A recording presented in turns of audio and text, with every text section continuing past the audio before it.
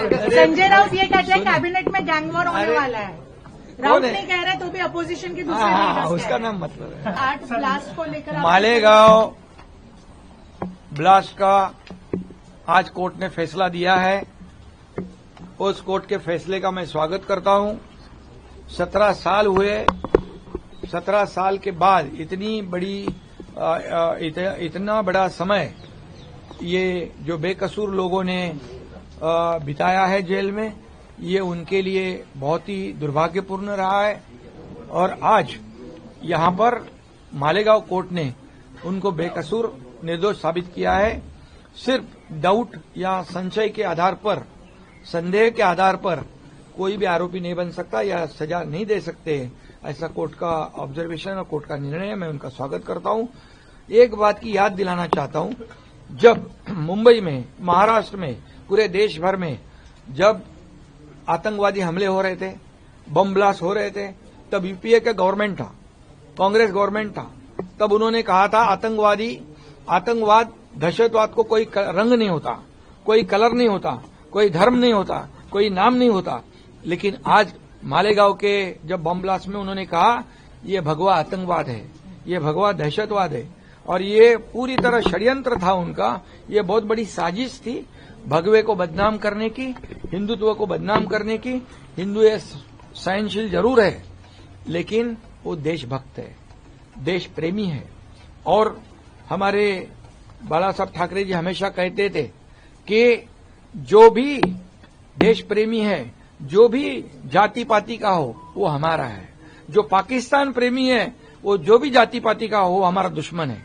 और इसलिए मैं ये कहूंगा कि ये भगवा दहशतवाद कहकर ये लोगों को गुमराह करने का एक बड़ी साजिश थी। उसमें वो बेनकाब हो गए। उनको, देश को, ये भगवा आतंकवाद कहने वालों को ये कोर्ट ने बहुत बड़ा मारा हुआ तमाचा है, इतने मैं कहूंगा।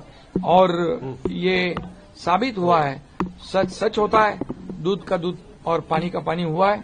और इसलिए ये कोर्ट का फैसला जो है, ये बेकसूर लोगों को बहुत ही राहत देने वाला निर्णय है।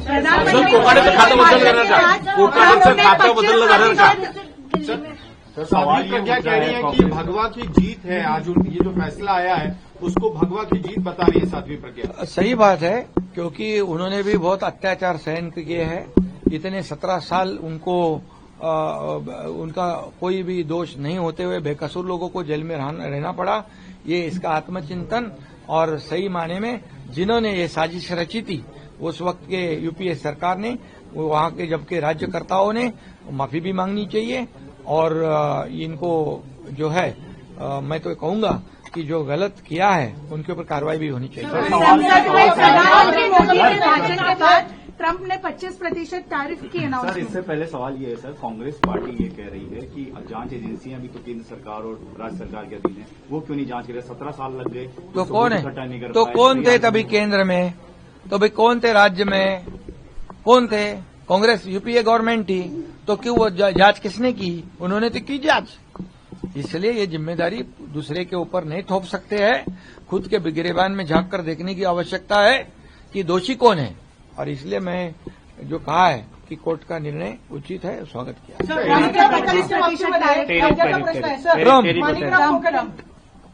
अभी मैं यही कहूंगा, जो 25% जो टैरिफ बढ़ाया है, ये तो उनका निर्णय है। लेकिन मोदी जी ऐसे कोई भी दबाव में आकर कोई भी निर्णय लेने वाले प्रधानमंत्री नहीं है। वो देश के खातिर, देश के लिए जो फायदे का है, देश को आगे बढ़ाने वाला निर्णय वही मोदी जी लेंगे।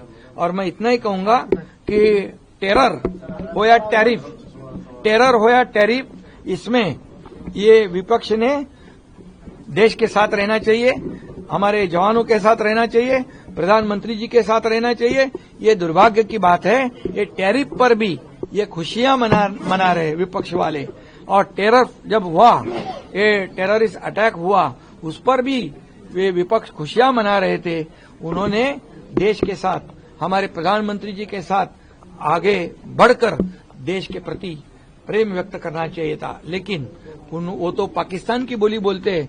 ये टैरिफ के ऊपर, ऑपरेशन सिंदूर के ऊपर, ऑपरेशन महादेव के ऊपर एक भी शब्द नहीं निकाल रहे। तो ये कैसा देश प्रेम है? ये कैसा भारत का प्रेम है? ये तो पाकिस्तान प्रेम दिखाई पड़ रहा है। इतने में कहूँ सर, राहुल गांधी ने कहा कि वो ट्रंप की बात को इंडोर्स करते हैं कि भारत की इकोनॉमी एक डेड इकोनॉमी है। उन्होंने इस बात को रीइटरेट किया है। तो मतलब हमारे देश की बदनामी करना, इसमें उनको आनंद है। हमारे देश को नीचे दिखाना, इसमें उनको खुशी है। ये कैसी देशभक्ति है? तो इसलिए मैं इतना ही कहूंगा, ऑपरेशन सिंदूर में भी आपने देखा कि जवानों पे सवालिया खड़ा किया उन्होंने, कांग्रेस ने। और जब हमारे लोग मारे गए, कितने बम ब्लास्ट में कितने सेना के जवान जिनके सर काटकर पाकिस्तान ले दिए गए, उसका हिसाब नहीं पूछते। कितने मिसाइल गिरे, कितने ड्रोन गिरे, क्या गिरे? मतलब हमारे देश को नीचे दिखाते, जो नीचे दिखाते, इसमें खुशियां मनाते, ये सच्ची देशभक्ति नहीं है। ये मैं तो कहूंगा ये पाकिस्तान का प्रेम है। दिल्ली गेजेट में कहा जा रहा है गैंग वॉर है। ऑपोजिशन का कहना है कि गैंग वॉर है कैबिनेट में महाराष्ट्र के। और आप दिल्ली आए हैं, इम्पोर्टेंट संजय राउत ये कहते हैं कैबिनेट में गैंग वॉर होने वाला है।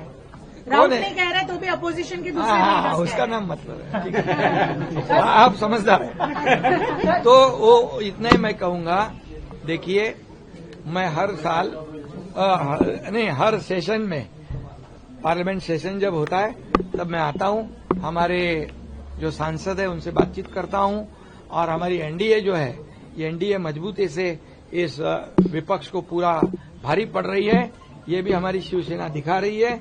और जो महाराष्ट्र के इश्यू है केंद्र सरकार से रिलेटेड, उसके बारे में भी काफी चर्चा हुई है। हर सेशन में मैं आता हूँ, ये नई कोई बात नहीं है। मानिक राव